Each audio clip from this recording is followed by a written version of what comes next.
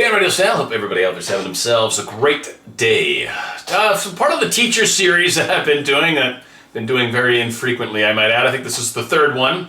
But part of the teacher series is for those that kind of are here more to help coach and teach others. And there's sort of levels that are a bit more advanced. So if for those of you that are watching this, that maybe you're not going to be teachers, feel free to watch some good stuff in here that may help you down the road, maybe something that pops into your head. For those of you that are teachers, this is kind of meant to help kind of expand your teacher type skills, your more spiritual type abilities. And so we'll see if this makes any difference to you. For those of you that maybe have a lot of questions because this is kind of new and crazy, just sort of go along with it, enjoy it, maybe watch a different video, it's up to you.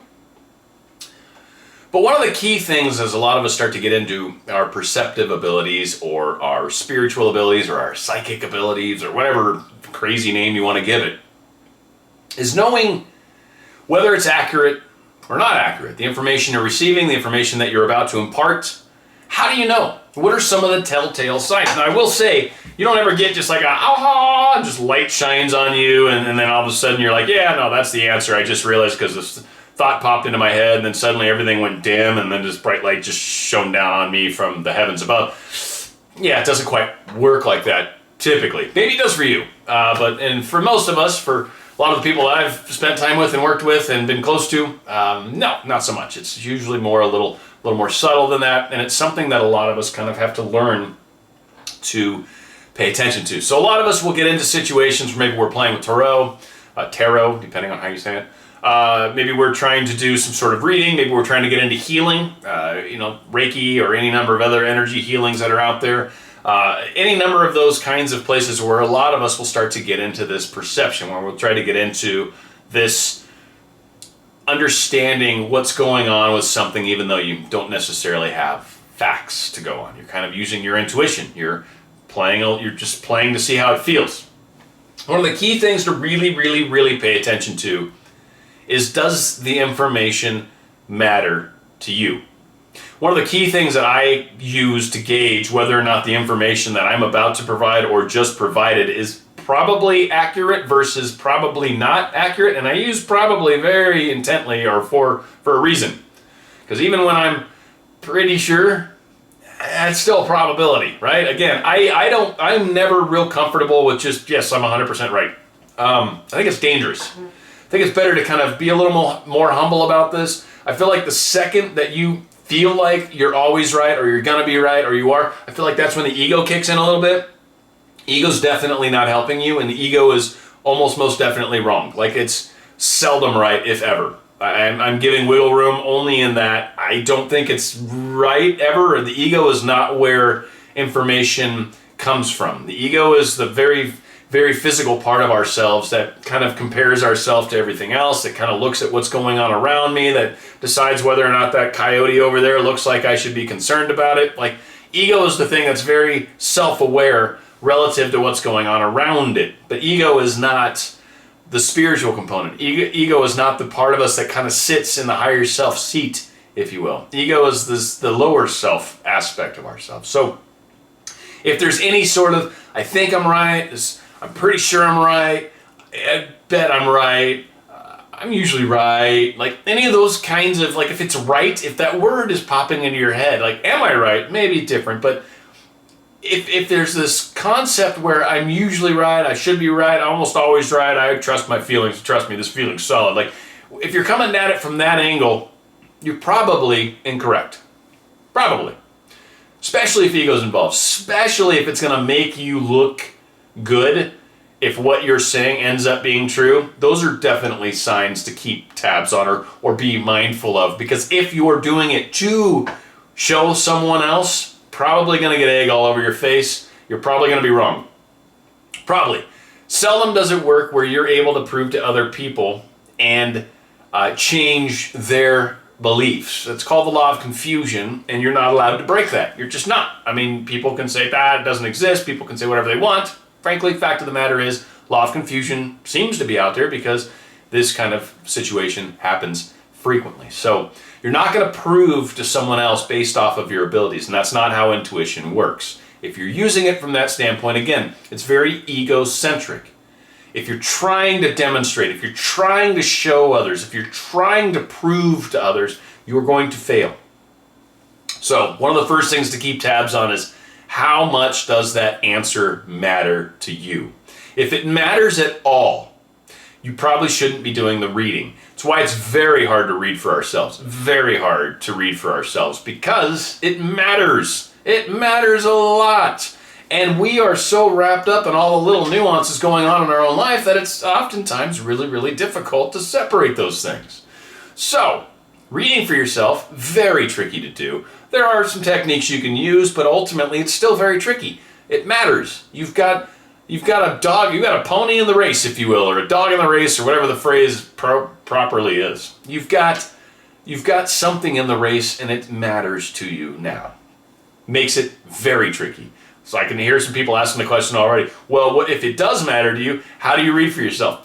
You don't. You usually find someone else to help read for you. That's just generally how it is. It's very, very, very difficult. I would assume even the best of the best of the best have probably a harder time for sure, if not a very hard time, reading for themselves. It's tricky. And one of those things, when you get more and more evolved spiritually, it becomes harder and harder to find people that you trust to give you a reading. And you'll actually find in a lot of cases, people give very surface readings that may not really deal with the deeper issues at work. They may just get a feeling for where you're at right now. And it's like, well, yeah, I'm confused right now. That's why I'm coming to you, right? What's really going on the deeper levels with me? What do my Akashic records show you? What are my past life issues are popping up in your mind? Like, help me with the deeper issue here, because obviously I realize that there's something going on in my current life. So looking at how much the answer matters to you is a key. If you're giving advice to someone else and you honestly don't give a crap whether they succeed or fail, whether you're right or wrong, whether any of that, when it just pops into your head and you're like, yeah, this is kind of what it feels like to me, and you don't really care and you don't have any like need to be right, those are usually very good indications that you're on track, that you're on the money. You may not be 100% accurate, but you might be 85%. That's the other thing to kind of keep in mind. A lot of people are very stuck on, we weren't 100% accurate. It was sort of right, but not totally right. That's really freaking good if you think about it. Like, I just came up with that out of my back orifice. Like, I just pulled that out of nowhere. And you're saying I'm 85% right, which isn't totally right? I'm like, that's super right. That's mostly right. That's like good enough. That is good enough, right? I'm not building a rocket ship and saying, it should be about this long. No, it's not quite that serious, right? It's about feelings and the way things are happening and the way people are interacting with each other. And it's like, right, there's all this airy-fairy stuff at work here. So, yeah, 85% solid, you're on the money. So again, doesn't have any sort of concern or impact. You don't care. You're not in it. You don't feel like this information has to be right because of X, Y, or Z, or because I'm teacher, and if teacher's wrong, then I'm a horrible teacher. Like, if your ego's coming into play at all, it's probably wrong. If your ego's out on the side, it's like, yeah, I don't care, I'm over here playing solitaire. All right, yeah, you're probably on the money. So pay attention to how it feels and to how much it matters. And I think you'll find in a lot of cases that your intuition will start becoming easier to read, easier to trust, and easier to count on. I think that's one of the key takeaways from this whole video. A couple things you can do to kind of make a difference in your energy or in your abilities to read better for others or pick up on stuff that's a little more subtle and nuanced.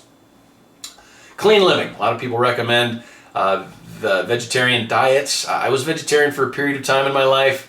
I was oddly spiritual at that time. Hard to say. I know people that are vegan will be screaming at me like, oh my God, the energy of animals. And it's true. And if you eat animals that are scared at the time they're killed, there's energy in them. And there's a lot of aspects. So clean living, you can take that however you want. If you still want to keep eating meat, then maybe consider some of your more organic, more humane options. Certainly lots of vegetables. Most vegetables aren't scared when they're killed. So it kind of works out well. You don't get that sort of fear in the muscles. But again, it's one of those things where cleaner living, trying to maybe more water and things along those lines. You can even energize your water before you drink it.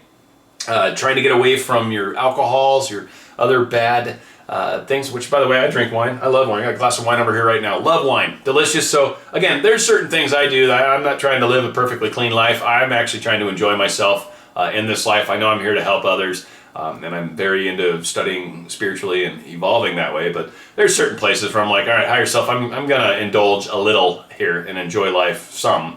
But, again, if I wanted to be like the guru of gurus, right, like then I would probably be a little more serious about my diet, be a little more serious about some of that stuff. Also, get into chakra cleansing. I do highly recommend that. Chakras are a big deal. I've done some shows on them. I don't know, I should probably revisit that topic because I did them eons ago and they're really not that, they're not bad, but they're not that good either. I mean, so I don't necessarily recommend mine. I would go out and find some really good stuff that maybe hits home. If you want, you can search chakras on my channel. You'll definitely find the ones I've done.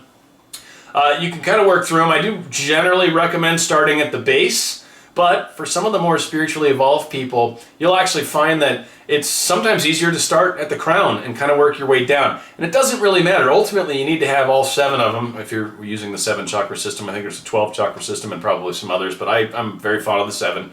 Matches the rainbow a little better, so I just kind of like it. But again, if you're working through your chakras and you start to really balance them out, you're going to actually start to notice some very large difference, especially as you clean blockages or remove blockages from certain chakras. Example, your heart chakra. You may have a hard time loving, and then all of a sudden you do some work, some loving work. Now all of a sudden you're tearing up in movies, you're feeling emotions that you've never had. Like, you'll start to notice stuff will open up in you, and you will feel different as you start to work through some of these. Maybe you've got some inadequacies in the sexual department. So when you get down to that first chakra, that root chakra, and start doing some work there, you actually might start noticing some of those differences will start to change as well. Again, there's some very interesting things that happen when we spend some time cleaning our chakras. So a very good practice to consider if you're really looking at trying to get your energy in a better place. And last but not least, by any means, is before any coaching session I ever do, for sure, and before I've ever done any sort of healing or any of that kind of stuff on anybody, I always meditate first. I always get a couple of my favorite crystals, the ones that feel appropriate for where I'm at. I've got a uniquely energetic place in my condo where basically all my crystals are on this table, and that part of my house is just beautiful. It's amazing. The energy over there is awesome. So a lot of times I'll sit over on that couch and I'll just have my little moment of meditation. I'll have the crystals of choices depending on what I'm doing and what feels right. Again, you can separate stories. I'm not trying to cover everything under one video. I'm trying to get my energy in a good, balanced place, trying to connect with whoever it is that I'm trying to give advice for, and trying to just make sure that I'm doing the best I can to assist this individual in their endeavors. I don't assume I have all the answers. I don't assume I'm right. In fact, sometimes I get a little nervous beforehand almost, because it's like, I want to help. We'll see how this plays out. Like, it's unknown. Again, it's one of those things where if I know I can do it, I get worried. If it's like I'm pretty sure I can help, but I don't know what I'm going to be doing, usually a better place to come at it. I don't know. We'll see what happens. Like, it creates itself. The energy starts to show you where you're supposed to go. It's one of those things, and the last thing I'll probably bring up on it, but it really speaks to the energetics and how they work. Have you ever been in a conversation, maybe there's 3 or 4 of you, and everyone's talking, and someone someone says something kind of weird, and the whole energy of the group changes, like it gets quiet for a moment, or everyone's talking, and then all of a sudden no one says anything, and suddenly someone's like, yeah, I guess I need to get going. Like, it's weird the way energy works, especially in groups. But with 2 or more people, the energy seems to kind of guide where the group is going. And you can have a group with 2 or a group with more than 2, but learning to pay attention to those energy dynamics, that subtle energy, paying attention to what it's suggesting. Am I right? Am I wrong? The same thing. It's going to come into play, right? Does it feel like, well, it just feels like this is the direction to go. I have no idea what I'm doing. Let's go there. And you will find that as you start following those subtle feelings and really paying attention to them, you'll start to notice a lot of interesting spiritual doors, if you will, begin to open. Certain things start to find you, certain answers find you, certain pieces of literature, maybe certain books. Maybe someone's got an old book from the 50s or something that they read that's about meditation, and you bump into them and they happen to have it with them, and they're like, I just finished it. You want it? Right? Like, you probably wouldn't have found that book anywhere, and you wouldn't have known where to look for it. Stuff will find you. The right avenues will find you. People frequently say, well, what should I do? How should I be better?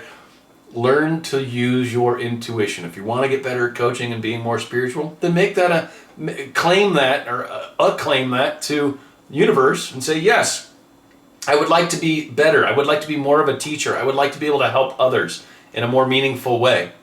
Show me the way, and you will see things will start to open up for you, different opportunities. So it makes a big difference.